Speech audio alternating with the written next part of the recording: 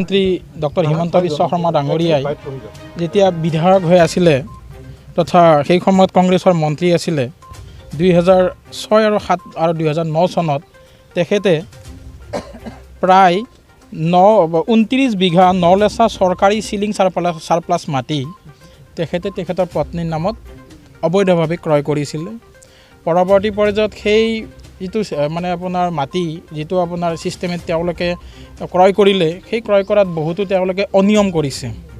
অসম চৰকাৰৰ land policy যিখন আছে লেণ্ড পলিচি আৰু লগতে চিলিং এক্ট 1956 এই দুখন আইনে তেওঁলোকে ভাউলেট কৰিছে। আৰু এতিয়া যেতিয়া কথাবিলাক পোহৰলৈ আহিছে মুখ্যমন্ত্ৰী ডাঙৰীয়াই কথাবোৰ অন্যফালে ধাৱমান কৰিব বিচাৰি তেওঁলোকে এই ক্ষেত্ৰত খুবেই মানে নিমাত হৈ আছে। যিহেতু তেওঁ সকলো সময়তে কয় যে আইন সকলোৰে বাবে সমান, law is equal to all, আৰু সংবিধানত শপত খাই তেওঁলোকে দায়িত্বভাৰ লৈছে।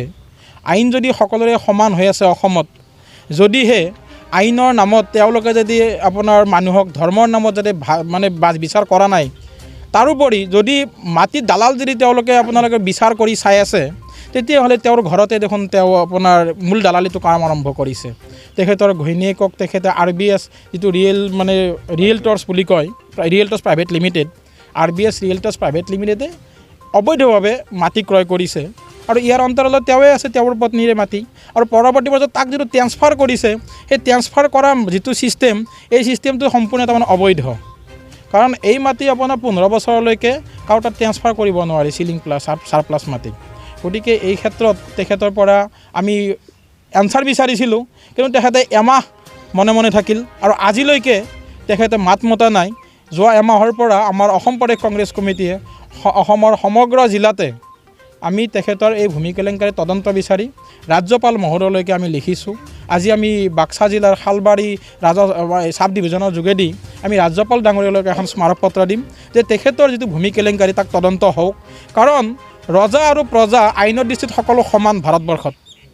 ইয়াতে আপোনাৰ যদি কোনোবাই দোষ কৰিছে তেতিয়াহ'লে মাটিৰ দালালো যাব লাগিব, আৰু যদি দোষ কৰিছে মুখ্যমন্ত্ৰীৰ পত্নী হ'লেও তেওঁ জেলত যাব লাগিব। তেখেতে বাছি বাছি মানুহক যদি আপোনাৰ শাসন কৰে সেই শাসন কেতিয়াও প্ৰজাৰ হিতাৰ্থে নহ'ব। গতিকে আমি আশা ৰাখিম যে এই ক্ষেত্ৰত আমাৰ ৰাজ্যপাল ডাঙৰীয়াই বিহিত ব্যৱস্থা ল'ব, আৰু তাৰ বাবে আজি আমি শালবাৰী আমাৰ চাব ডিভিজনৰ যোগেদি চাব ডিভিজন অফিচাৰৰ যোগেদি আমি তেখেতক পত্ৰ প্ৰেৰণ কৰিব আহিছোঁ। আমি আৰু অনুৰোধ কৰিম যে তেখেতসকলৰ আইনৰ দৃষ্টি সকলো সমান, সেইটোতো আমি বিচাৰিছোঁৱে যে সেই ক্ষেত্ৰত মানে তেওঁলোকে আইনৰ এটা ব্যৱস্থা লওক। আৰু লগতে ৰুল অফ ল যিটো বুলি কয় যে আইনৰ শাসন অসমত প্ৰৱৰ্তন চলি আছে, এইটো হ'লে সম্পূৰ্ণ মিছা। তেওঁ বাছি বাছি মানুহক আপোনাৰ মানে ৰক্ষণাবেক্ষণ দি আছে। আপোনালোকে জানে ভৱানীপুৰ সমষ্টিৰ ফণীধৰ তালুকদাৰ তেখেতে গুৱাহাটীত ইমানবিলাক মাটি তেখেতে অবৈধ ৰূপে তাৰমানে তেওঁ বিক্ৰী কৰিছে বহুত মানুহৰ তাত। বহুত মানুহে এতিয়াও মাটিত দখলে পোৱা নাই। তেখেতৰ যি সোঁকাষে বাওঁকাষে থকা পল্লৱ লোচন দাস প্ৰায় 100 বিঘাৰো অধিক মাটিৰ মালিক হৈছে। পীযুষ হাজৰিকা প্ৰায় 500 বিঘা মাটি ক্ৰয় কৰিছে। এইবিলাক তেওঁলোকে কি কৰিছে, মন্ত্ৰী বিধায়কে যদি দোষ কৰে, এই তাৰমানে অসমত মন্ত্ৰী বিধায়কে দোষ কৰিলে তাৰমানে তেওঁলোকে জেলত যাব নালাগে। সাধাৰণ মানুহে যদি এটা সহায় কৰিব যায় কাৰোবাক, পুলিচ থানাত এজাহাৰ লিখিলেও তেওঁক জেলত সোমায়। আৰু থানাত গৈ যদি আপোনাৰ চক্ৰ বিষয়ৰ অফিচত যায়, যদিহে আপোনাৰ মাটিৰ কিনা বেচা কৰিব যায় তাতো আপোনাৰ এতিয়া কিছুমানক দালালি কৰা বুলি জেলত সোমায়। এই ক্ষেত্ৰত তেওঁ নিমাত কিয়? গতিকে আমি তদন্ত বিচাৰিছোঁ, আৰু এই তদন্ত হ'বই লাগিব। আমি কংগ্ৰেছ দলে বিচাৰিছোঁ, আমি ক'ব বিচাৰিছোঁ যে আমাৰ অনাৰেবল গুৱাহাটী হাইকোৰ্টৰ এজন এক্টিং জাজ, সেই এক্টিং জাজৰ যোগেদি এই সম্পূৰ্ণ ব্যৱস্থাৰ এক তদন্ত হওক, ন্যায়িক তদন্ত হওক। ন্যায়িক তদন্তৰ যোগেদি এই কথাবোৰ জল পটপট হৈ ওলাই আহিব, আৰু তদন্তৰ পিছত দোষী ব্যক্তিয়ে শাস্তি পাবই লাগিব। তাৰ বাবে আমি আজি এই মেমৰেণ্ডামখন দিব আহিছোঁ। আৰু মোৰ লগত আমাৰ বাক্সা জিলা ভূপেন দৈমাৰীৰ লগতে এই জিলাৰ আপোনাৰ সম্পূৰ্ণ ব্লকবিলাকৰ সদস্যবিলাকো আহিছে, সভাপতিবিলাক আহিছে। আমি সকলোকে ধন্যবাদ জনাইছোঁ। गोजोनथाव खौरां, गोसो गुदुं फरायसा एबा सुबुंफोरनि थाखाय टारगेट कोचिं इनस्टिट्यूटआ बेसेन गोसा सुबिदा लानानै फैदों। जायफोर बिथांमोना banking, railway, SSC, insurance, defence, Assam police बायदि आनजादनि थाखाय साखाफारा जानो मोजां खाबु मोनाखै, बैसोर बायदि फरायसा एबा सुबुंफोरनि थाखाय मोनसे मोजां खाबु सफैदों।